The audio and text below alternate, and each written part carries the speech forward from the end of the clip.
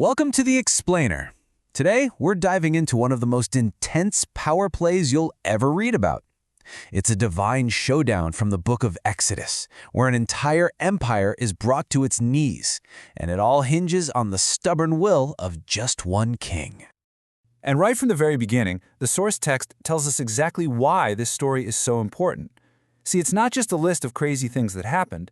It's meant to be a powerful demonstration of authority, a story designed to be remembered and retold for generations. So here's how we're going to break it down. We're going to follow the escalating pressure through 5 key stages, from a plague that wipes out every green thing in sight, to a terrifying supernatural darkness, all of it building to one final, chilling standoff. All right, let's jump right in with the 8th plague. The whole thing kicks off with a really stark demand from Moses, and it's backed by a warning of just complete and utter devastation. The message could not be clearer. Humble yourself, let the Hebrews go, or you're going to face a plague that will devour what little harvest the hailstorms didn't get.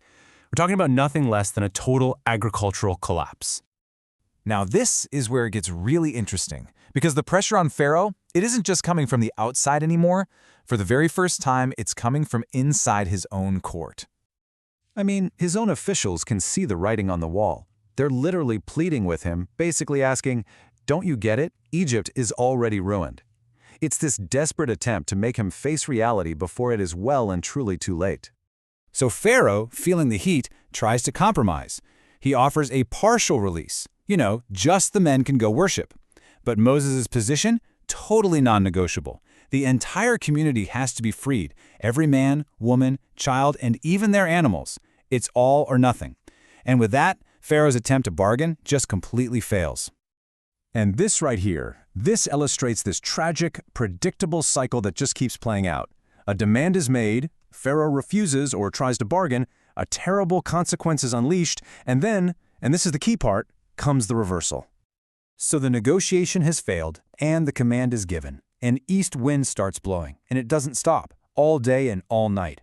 And by morning, the consequence arrives with terrifying force. The devastation is just absolute. The source describes locusts in numbers that have never been seen before, or since. They literally cover the ground until it's black, and they devour every last plant, every piece of fruit. We're talking 0 green things left. Egypt is just stripped bare. So, when he's faced with his total ruin, Pharaoh finally seems to crack. He summons Moses and Aaron in a complete panic. And this looks like a moment of complete surrender. For the first time, Pharaoh actually admits his sin, not just against Moses, but against his God. He begs them to pray and take away what he himself calls this deadly plague. But remember that cycle we talked about? Well, the moment of relief is the moment of reversal. A strong west wind blows every single locust into the Red Sea. But as soon as the pressure is off, Pharaoh's resolve hardens, and once again, he refuses to let the people go. So the cycle begins again, immediately.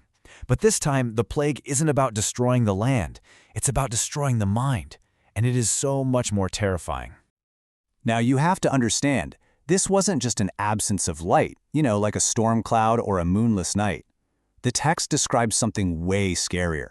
A tangible, immobilizing presence. A darkness so absolute you could literally feel it.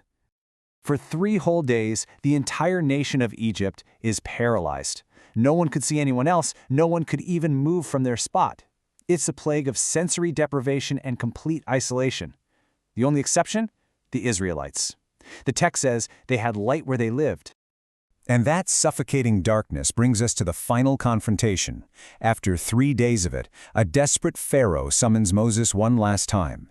He's about to make one final, useless attempt to control the terms of his surrender.